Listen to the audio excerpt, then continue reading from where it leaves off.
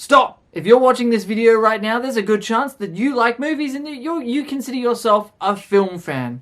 Well, there are some things that film fans need to stop doing, and if you're a film fan, you should pay attention to this video so that you can learn how to become a better film fan. My name is Tom, and this is Tom's Take. And after this video's over, if you guys have any suggestions on how other film fans can become better at film fandom, make sure you jump down the comment section below and let us know what things you think film fans need to stop doing in order to become better at film fandom. So let's get started with possibly the biggest and most important one, which is stop spoiling movies for people. Especially for new release movies or movies that have advanced fan screenings that, is not open to the general public yet. Like, for instance, Venom, the sequel to Venom, it's had some advanced fan screenings. It doesn't come out in Australia for another month yet, but there's already been spoilers going around on Twitter and in YouTube comment sections, and, I've ranted and raved about spoilers before. I'll leave, you can see those videos on my channel, but it's just not cool. Don't spoil movies for people. Don't ruin that experience. If you see a movie early or, day of release, don't jump online straight away and talk about all the spoilers. Give it a week or two to let everybody catch up and then enjoy having the discussions together. Don't spoil things for people. It's not very nice. One thing that film fans love to do, and I include myself because I've caught myself doing this a few times as well. One of the things we love to do as a fandom is make excuses. And especially when it comes to having a different opinion on a movie than someone else. We love to make up excuses about why someone else has a different opinion than what we do. Because what happens is we like something so much or we hate something so much that we get so invested in that opinion or that movie or that studio or whatever it may be, and it almost becomes like we treat it as if it's a part of ourselves. And so when someone has the opposite opinion, for example, like on Star Wars The Last Jedi, some people who really love The Last Jedi, they wrap themselves up in that opinion and they hold it so tight that when someone else comes along and says, I don't like that movie, we take it personally.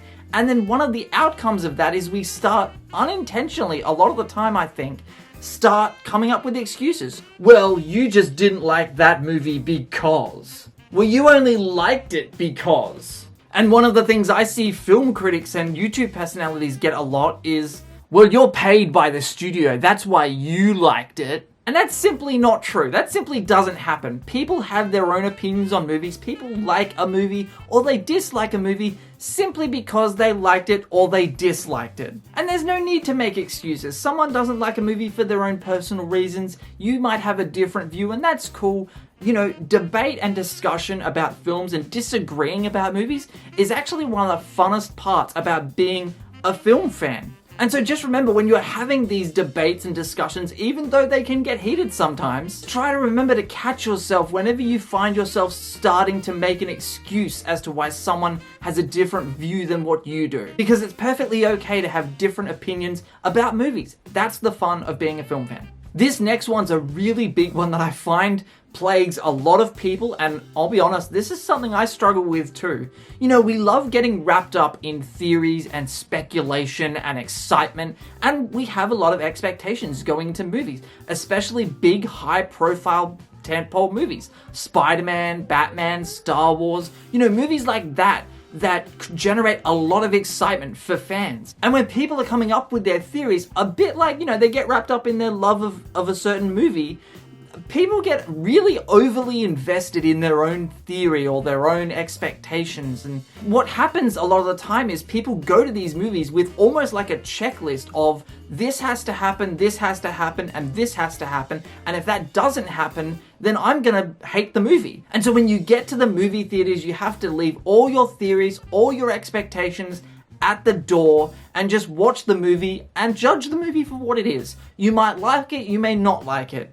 But at least you'll be liking it and not liking it for what the movie is actually about versus what you wanted it to be. Okay, this one I've touched on before in my Suicide Squad haircut video. If you haven't seen that, there's a link that'll pop up right here. I talked about this in that video because it applied to that video, and that is fan entitlement.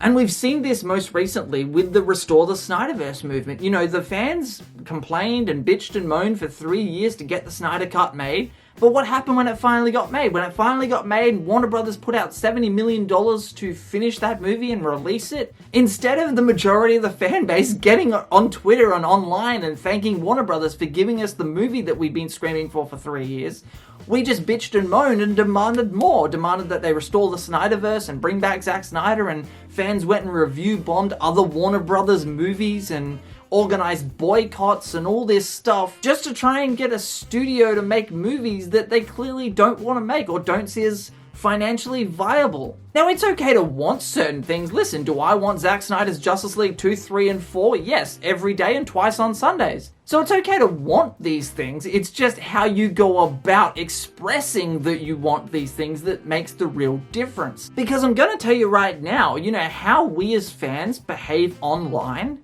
the studios see this stuff. Don't think studios don't pay attention. Listen, they didn't used to, but more and more studios are paying attention to what happens online in the film fandom space, okay? And so when fans, display these toxic behaviors like review bombing other Warner Brothers movies just because Warner Brothers wouldn't make Zack Snyder's Justice League 2, 3, 4, 5, and 6, it makes Warner Brothers and every studio, it sends a very clear message to those studios that, hey, if you do something nice, like giving the Snyder Cut, then you're going to end up just regretting it because fans are going to just riot against you no matter what. It's a no-win situation. And it also just makes the fandom space a very toxic space to be. Speaking of toxic fandom, you know, one of the biggest hot button topics the last number of years has been Star Wars The Last Jedi. And I bring that up to illustrate this point because it is the most recent example that I can think of. Director Rian Johnson has a Twitter account. He's on Twitter and he interacts with fans and he's mostly been very cordial. He has made some mistakes. You know, when The Last Jedi came out, a lot of people didn't like it. And instead of just saying, I didn't like the movie, and moving on, they decided to tweet at Rian Johnson and tag him in posts and abuse him on Twitter, throwing every insult they could at his mother who they'd never met, or being racist to Kelly Marie Tran, one of the stars of The Last Jedi, to the point that people actually went to the Star Wars wiki and changed all of Rose Tico's characters' information to racial Asian slurs. Now I get it, I'm not speaking about every film fan here, and I'm not lumping the people who just simply don't like The Last Jedi in with this very small toxic group.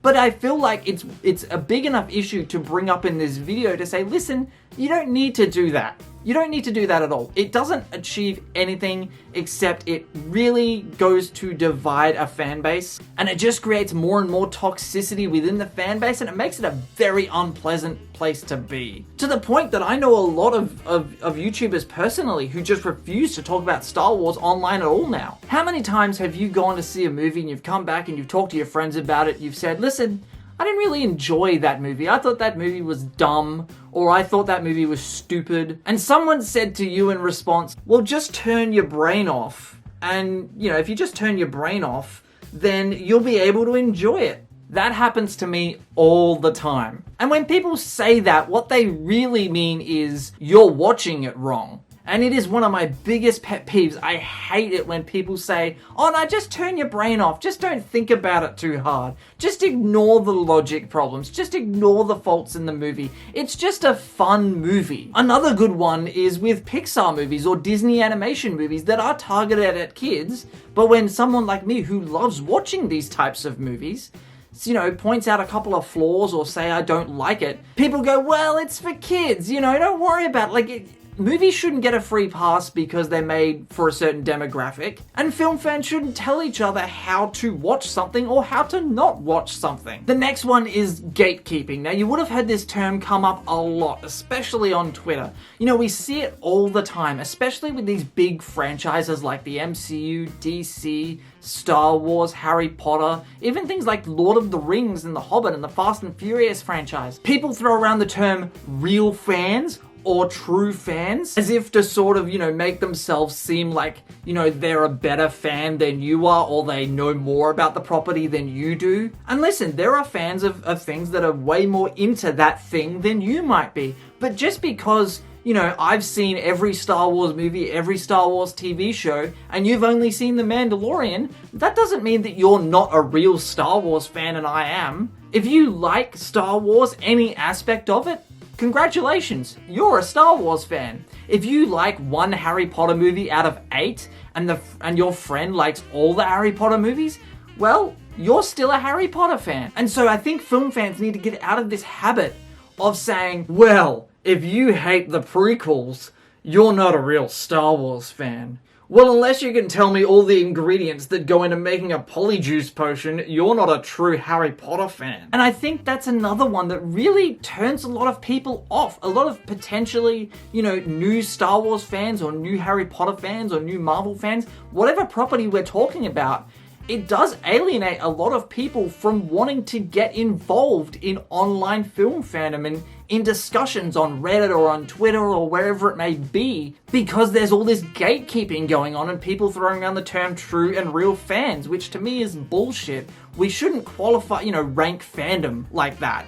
You know, if you like something, you're a fan of that something. So I'm sure there are other things that film fans en masse need to stop doing. And so if you guys have any suggestions, leave them in the comments section below, because if I get enough of them, I will make a part 2 to this video using your comments. If you guys like this video, make sure you give it a thumbs up and hit that subscribe button and ring that notifications bell so that you never miss out on my take on all things movies. I will have a video about things film fans need to start doing coming soon. If you guys like this video and want to see more, let me know what you think in the comment section below. Once again, thank you very much for watching, guys. My name is Tom, and I will see you guys next time.